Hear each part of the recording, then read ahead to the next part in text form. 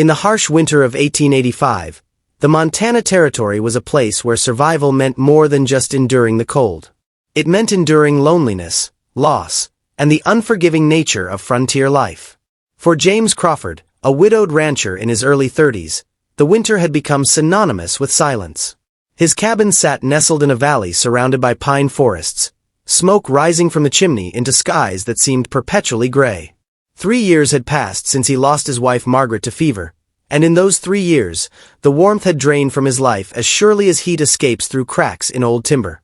James had built his ranch with his own hands alongside Margaret. They had dreamed of filling their home with children, with laughter, with the sounds of a family growing strong in this wild land. But those dreams died with her, and now he worked from dawn until dusk, tending cattle and mending fences, doing anything to keep his mind occupied and his heart from dwelling on what he had lost. The neighboring ranchers worried about him. They saw how he had withdrawn, how he spoke only when necessary, how his eyes had taken on the distant look of a man who had forgotten how to hope. On a February evening when the temperature had dropped so low that his breath froze before it left his lips, James was returning from checking on his cattle in the northern pasture. The sun was setting, painting the snow-covered landscape in shades of pink and gold that might have been beautiful if he had still possessed the capacity to notice such things. He was thinking about the fence that needed repair and whether his supply of hay would last until spring when he saw something that made him pull his horse to a sudden stop. There, about 50 yards from the main road that passed a mile from his property, was a figure in the snow. At first, he thought it might be an animal, but as he urged his horse forward, he realized with shock that it was a person. A woman, dressed in clothing completely unsuited for the Montana winter, was collapsed in a drift. Her garments were silk, pale green and beautifully embroidered, but torn and muddy. Her long black hair had come loose from its pins and spread across the snow like ink spilled on white paper. James dismounted quickly, his heart pounding with an urgency he had not felt in years. He knelt beside her and turned her gently. She was young, Chinese, her face pale and lips tinged with blue. For a terrible moment, he thought he was too late, but then he felt the faint flutter of her breath against his hand. She was alive, but barely. Without hesitation, he lifted her into his arms, surprised by how light she was, and secured her on his horse before mounting behind her to keep her steady. He pushed the horse as fast as he dared through the snow toward his cabin.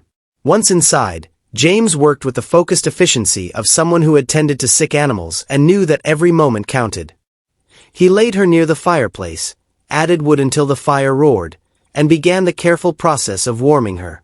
He knew that warming someone too quickly could be as dangerous as the cold itself. He removed her wet silk shoes and outer layers, replacing them with wool blankets, and prepared warm broth from the pot that always simmered on his stove. He managed to get a few spoonfuls between her lips, and gradually, color began to return to her face. It was nearly midnight when her eyes finally opened. They were dark and confused, darting around the unfamiliar cabin before settling on James, who sat in a chair nearby, watching to ensure she did not take a turn for the worse.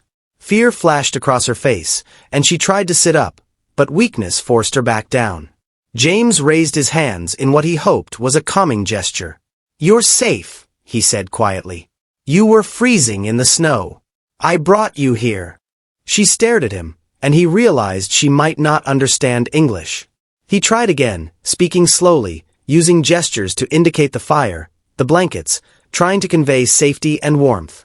Gradually, the fear in her eyes lessened, though wariness remained. She said something in Chinese, her voice weak and hoarse. James shook his head apologetically and offered her more broth. This time, she took it willingly, her hands trembling as she held the cup. Over the next few days, as her strength slowly returned, they found ways to communicate. Her name was Mei Lin, and through drawings, gestures, and the few English words she knew, her story emerged piece by piece. She had been brought to America as a mail-order bride, arranged by a marriage broker in San Francisco. The man who had sent for her was a merchant in a town 2 days' travel from James's ranch. When she arrived after a harrowing journey across the ocean and then across the country, she discovered that the man was nothing like his letters had promised. He was cruel and had wanted a servant, not a wife. When she refused to submit to his demands, he beat her and threw her out into the winter night with nothing but the clothes she wore. She had walked for she did not know how long, following the road because she had nowhere else to go, hoping to find help or at least a less cruel death than the one she had left behind. By the time James found her, she had accepted that she would die in the snow, and part of her had welcomed it after all she had endured. But fate, it seemed, had other plans. James listened to her story with growing anger at the man who had done this and sadness for all she had suffered. He assured her through gestures and his few words that she could stay as long as she needed, that she was welcome in his home. Mei Lin's eyes filled with tears at this kindness from a stranger, the first genuine kindness she had experienced since leaving her homeland. As the weeks passed and winter began its slow surrender to spring, an unexpected thing happened in that cabin. Life returned to it. Mei Lin, as she regained her health, began to help around the house. She cooked dishes from her homeland that filled the cabin with unfamiliar but wonderful aromas. She mended James's clothes with tiny precise stitches that put his own rough repairs to shame. She sang soft songs while she worked, and the sound was like water returning to a dry creek bed. James found himself looking forward to returning to the cabin each evening, to the warm glow of lamplight in the windows and the knowledge that someone was there waiting, that he was no longer alone. For her part, Mei Lin discovered in James a gentleness she had not believed existed in men. He was patient with her limited English and taught her new words each evening by the fire. He never pressured her, never made demands, never raised his voice or his hand. He treated her with a respect that was itself a kind of healing. She had been so afraid after her ordeal, had believed that all men in this strange country would be like the one who had betrayed her, but James was different. In his quiet strength and fundamental decency, she found a safety she had not known since childhood. Spring came, and with it the return of James's neighbors for the seasonal gathering where ranchers shared news and helped each other with major tasks. There was considerable surprise and curiosity when they discovered the Chinese woman living in James Crawford's cabin. There were questions, some suspicious, others merely curious. James faced them all down with a steady gaze and simple words. She had needed help. He had provided it. That was all anyone needed to know. Most accepted this, particularly the women, who could see the change in James, how he had returned to life after his long mourning. A few grumbled about propriety and foreigners, but James had never cared much for gossip, and he cared even less now.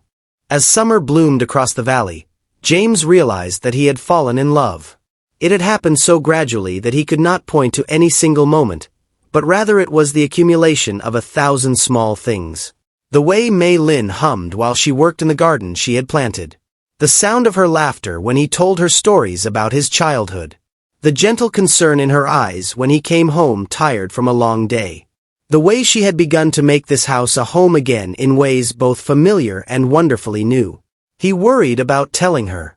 She had been through so much, had been so badly betrayed by the promise of marriage before.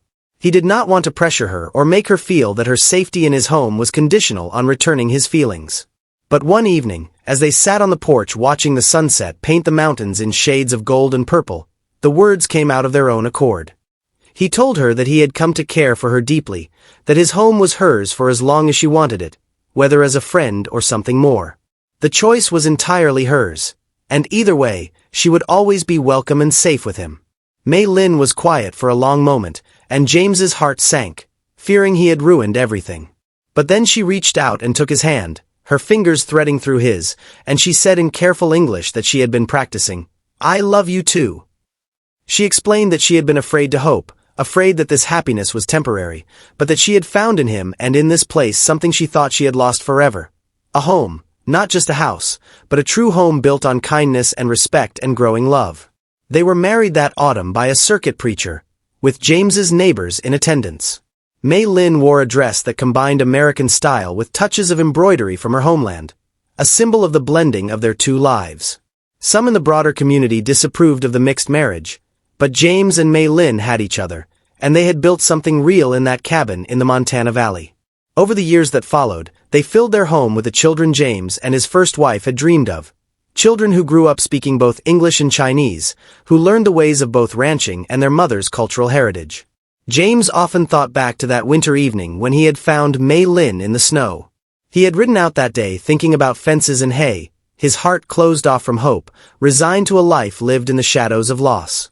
But in saving her life, She had somehow saved his as well, had brought warmth and light back into his world when he thought such things were lost to him forever. She had given him a reason to hope again, to dream again, to believe that life could be more than mere survival. For Mei Lin, the cabin that had first seemed like just another place in a strange and frightening land had become her sanctuary. The man who had pulled her from the snow had given her something more precious than shelter from the cold. He had given her the home she deserved, built not on transactions or obligations, but on mutual respect, on shared work, on the quiet daily choice to care for one another. In that frontier valley, two people from different worlds had found each other at their lowest moments and built something neither could have built alone. A life filled with love, a home filled with warmth, and a family that would carry their story forward into the future.